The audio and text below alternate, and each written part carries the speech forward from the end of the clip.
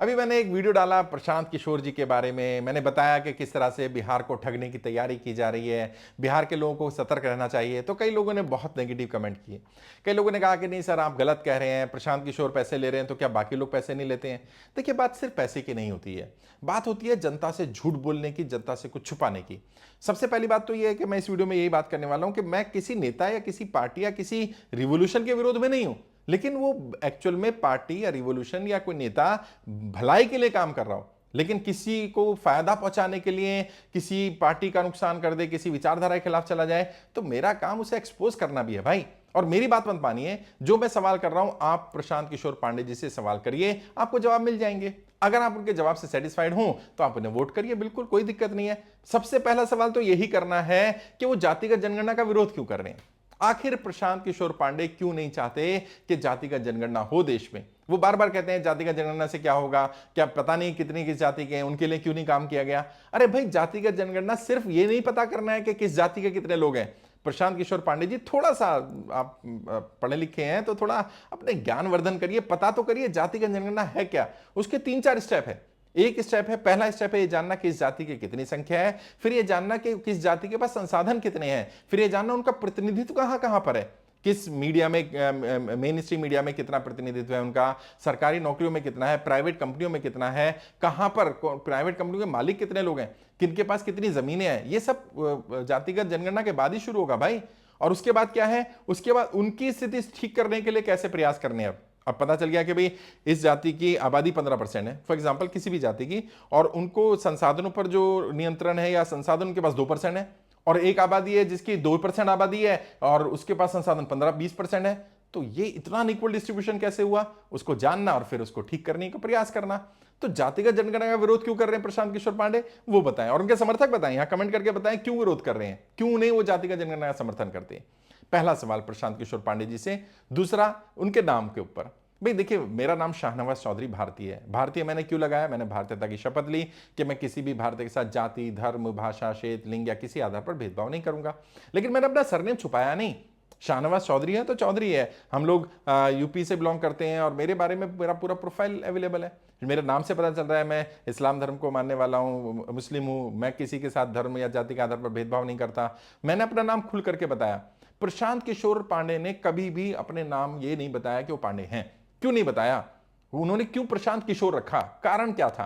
भाई कोई अपना सरनेम अगर लोअर कास्ट का हो छुपाए तो समझ में आता है, कोई अपर कास्ट का व्यक्ति सरनेम क्यों छुपाएगा? यानी उसके दिमाग में प्लानिंग चल रही थी। उसे मालूम था कि कल को आने वाले समय में मुझे लोगों को ठगना है, उस ठगी के लिए मैं अपनी तैयारी कर लूं। तो कई बार क्या होते हैं, ठग बड़े इंटेलिजेंट होते हैं। और जो व्यक्ति नरेंद्र मोदी जी के साथ रहा, नरेंद्र मोदी जी को सत्ता में लाने के लिए उसने उनके लिए सर्विस प्रोवाइड करने का काम करा, सर्विस प्रोवाइडर ही थे वैसे एक्चुअल में, लेकिन जो भी किया उन्होंने, तो नरेंद्र मोदी जी के साथ रह के उन्हें तो पता चल गया कि कैसे ठगी की जाती है, और उन्होंने वही ठगी के रास्ते इस्तेमाल किए कि बिहार की जनता को ठगने के लिए मैं प्रशांत किशोर बोलूंगा, किसी को पता ही नहीं चल पाएगा। लेकिन ये बिहार की जनता है भाई, ये देश की जनता है, और बिहार पॉलिटिकली बहुत मेच्योर स्टेट है। आपने अपना सरनेम क्यों छुपाया? चलिए, हो सकता है मेरे कारण या मेरे तर्क आपको गलत लग रहे हो। मैं आपसे पूछ लेता हूं, प्रशांत किशोर पांडे जी बताएं, आपने अपना सरनेम क्यों छुपाया? क्यों नहीं बताया लोगों को कि मैं प्रशांत किशोर पांडे हूं? इसमें बुराई क्या है भाई? इसको बोलने में या छुपाने में शर्म की क्या बात है? अगर आप ये कहते हैं मुझे पांडे बताने में शर्म आती है, तो अपने आप में एक बड़ा प्रश्न चिन्ह लग जाएगा कि मैं अप्रकाश होकर के भी आपको शर्म आ रही है। तो ये दूसरा सवाल है। तीसरा सवाल है, पैसा कहां से आ रहा है? मैं एक पॉलिटिकल ट्रेनर हूं, मैं रणनीति बनाता हूं चुनाव के लिए। मुझे मालूम है जितना पैसा प्रशांत किशोर खर्च कर रहे हैं, प्रशांत किशोर पांडे जी अपनी टीम बना करके क्षेत्र में जाकर के गाड़ियां चल रही हैं, और ये व्हाइट में नहीं चल रहा होगा, मैं लिख कर दे सकता हूं। इस सारी पेमेंट कैश में हो रही होगी। अकाउंट चेक कर लीजिएगा, प्रशांत किशोर पांडे के अकाउंट में कुछ नहीं मिलने वाला है। पैसा दे कौन रहा है? वैसे तो उन्होंने एक इंटरव्यू में क्लियर कर दिया, क्योंकि कहते हैं ना समझदार को इशारा काफी होता है। उन्होंने बोल दिया कि भाई जिन लोगों के लिए मैंने काम किया आज वो मेरे ऊपर दांव खेल रहे हैं। तो काम तो सबसे ज्यादा बीजेपी के लिए किया, नरेंद्र मोदी जी के लिए केंद्र में किया, हजारों करोड़ रुपए का काम किया। और नरेंद्र मोदी जी के राइट हैंड अमित शाह जी ने ही नीतीश कुमार जी से इंट्रोड्यूस कराया था प्रशांत किशोर पांडे जी को। बोले वो बताएं कि नहीं, उन्होंने नहीं कराया, और उनके कहने पर ही उन्हें जेडीयू का राष्ट्रीय महासचिव बनाया गया था। और उसके बाद जब नीतीश कुमार जी को समझ में आया कि ये तो कब्जा करना चाहते हैं, तो उन्हें हटा दिया गया। जब वो कांग्रेस में जाना चाहते थे, कांग्रेस को समझ में आ गया कि ये तो प्लांटेड व्यक्ति है, तो कांग्रेस ने उनसे किनारा कर लिया, क्योंकि सारा नियंत्रण चाहिए उनको। उन्हें डेमोक्रेसी की बात करें, लेकिन कंट्रोल अपने हाथ में चाहिए। और मैं लिख कर दे सकता हूं, प्रशांत किशोर पांडे ड्रामे करना बंद करें, वो ये बताएं कि वो मुख्यमंत्री भी बनना चाहते हैं और वो प्रधानमंत्री बनना चाहते हैं। एक आपकी अदालत में हो गए और वहां जज ने बोल दिया कि नहीं, प्रशांत किशोर पांडे जी को मुख्यमंत्री की तैयारी करनी चाहिए, उस पर उन्होंने कुछ नहीं कहा, क्योंकि उन्हें मालूम है कि अगर सरकार आ गई तो मुख्यमंत्री मैं ही बनूंगा। और बोलेंगे क्या, वही जो अरविंद केजरीवाल जी ने बोला, भाई जनता चाहती है, हम क्या कर सकते हैं, जनता की पसंद एक ही है, जनता चाहती है पार्टी को इकट्ठा करने के लिए प्रशांत किशोर पांडे पार्टी के अध्यक्ष बने, प्रशांत किशोर पांडे ही पार्टी को चलाए, प्रशांत किशोर पांडे हमारे मुख्यमंत्री का चेहरा बने, इसलिए मैं बन रहा हूं। मेरी इच्छा नहीं है, मेरी इच्छा नहीं है, क्योंकि उनको मालूम है राजनीति में जो ये बता देता है मेरी इच्छा है, उसे वो मिलता नहीं है। ये सच्चाई है। वो स्ट्रेटजिस्ट हैं या सर्विस प्रोवाइडर हैं या रणनीतिकार हैं, जो भी उनको नाम दिया जाए, वैसे तो वो नहीं मानते अपने आप को, लेकिन सच्चाई ये है कि वो अलग अलग सर्विसेज प्रोवाइड करते हैं। और मैं अच्छी तरह से जानता हूँ हमारा इंस्टीट्यूशन उनको। और बात वो नहीं है कि वो हमारे व्यक्तिगत क्या चीज़ें हैं, लेकिन मैं तो बिहार की जनता के संदर्भ में और देश की जनता के संदर्भ में एक नागरिक के नाते सवाल कर रहा हूँ कि आपके पास वो फंड आ कहाँ से रहा है, आपका क्या फंड का सोर्स आप बता पाएंगे? क्योंकि हर दिन आपकी टीम हर विधानसभा में 1 लाख रुपए खर्च कर रही है। तो सोचिए 200 विधानसभा है तो 2 करोड़ रुपए पर डे खर्चा हो रहा है, ज्यादातर ब्लैक में हो रहा है। ये दे कौन रहा है पैसा?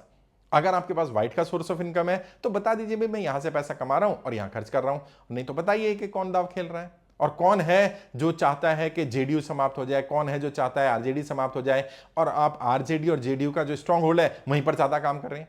आप मुस्लिम बेल्ट में जाके काम कर रहे हैं या यादव बेल्ट में काम कर रहे हैं, जो कुर्मी वोट है जेडीयू का वहां पर काम कर रहे हैं, क्योंकि आपको समझ में आ रहा है कि इसका बेनिफिशियरी भारतीय जनता पार्टी होने वाली है, इसलिए बीजेपी कहीं आपका विरोध नहीं कर रही है। ये तीसरा सवाल है मेरा। चौथा सवाल है, जो मीडिया बीजेपी की कोई कमी नहीं बताता, जो मीडिया मेन स्ट्रीम मीडिया खासकर से, जिसको गोदी मीडिया तो खैर मैं नहीं कहता क्योंकि वो टर्म कहना ठीक नहीं है, लेकिन वो मीडिया जो जनता के हित के मुद्दों पर बात नहीं करता, जो बेरोजगारी पर बात नहीं करता, जो महंगाई पर बात नहीं करता, जो अग्निवीर की समस्याओं पर बात नहीं करता, वो प्रशांत किशोर पांडे को लगातार अपने यहां क्यों टीआरपी के लिए बुला रहे हैं और लगातार हर चैनल पर इंटरव्यू चल रहा है?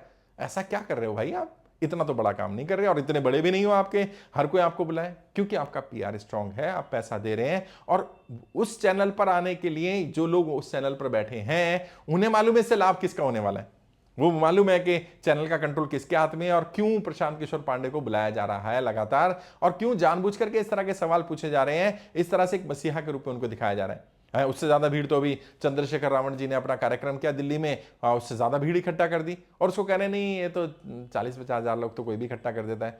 प्रशांत किशोर पांडे 5,000 लोग इकट्ठा करते हैं तो आपको लगता है मसीहा आ गए, और ये क्योंकि दलित का बेटा है, वो जमीन से जुड़ा व्यक्ति है, अपने बलबूते मेहनत कर रहा है, तो 40-50 हजार लोग भी इकट्ठा कर ले तो कोई लोग नहीं है। ये दोगलापन क्यों भाई?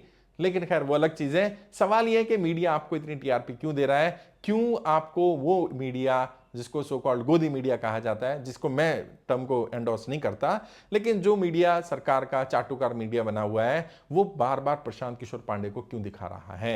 ये चौथा सवाल है। प्रशांत किशोर पांडे जवाब दें कि उनका पीआर कौन मैनेज कर रहा है, कैसे मैनेज कर रहा है, क्यों वो आपको बुला रहे हैं और क्यों आप लगातार जा रहे हैं। अगला सवाल है, तेजस्वी यादव से ऐसी क्या दुश्मनी आ गई भाई कि सारा अटैक तेजस्वी यादव पर ही? तेजस्वी यादव जी ने क्या नरेंद्र मोदी से ज्यादा बुरे काम किए हुए हैं? क्या बीजेपी से ज्यादा खराब काम किए हुए हैं उन्होंने? तेजस्वी यादव 9वीं फेल है, आप बार बार उनकी पढ़ाई पर कटाक्ष कर रहे हैं, तो आपने प्रधानमंत्री जी पर तो सवाल नहीं किया, आपने तो प्रधानमंत्री बनाने में मदद की ना उनको, तो देश जो उनके कार्यकाल में गलतियां हुई, कमियां हुई, उसके लिए आपको क्यों ना जिम्मेदार ठहराया जाए? क्यों ना माना जाए कि प्रशांत किशोर पांडे भी उतने ही दोषी हैं जितने नरेंद्र मोदी जी अपनी गलत नीतियों के लिए, बीजेपी गलत नीतियों के लिए दोषी है? ये सवाल तो बनेगा ना। आप डायरेक्ट अटैक तेजस्वी यादव पर क्यों कर रहे हैं? आप बाकियों पर क्यों नहीं कर रहे हैं?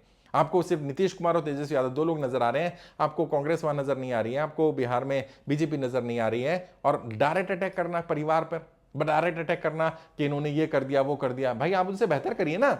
आप जो स्वराज की अवधारणा लेकर के अरविंद केजरीवाल आए, उन्होंने क्या करा? बीजेपी से कुछ लोगों को तोड़ लिया, कुछ लोगों को कांग्रेस से तोड़ लिया और अपने उम्मीदवार खड़े कर दिए और जीत गए। आपको भी लग रहा है जेडीयू से कुछ लोग तोड़ लेंगे, कुछ आरजेडी से तोड़ लेंगे और फिर चुनाव जीत जाएंगे। वो बिहार है, वो दिल्ली नहीं है भाई।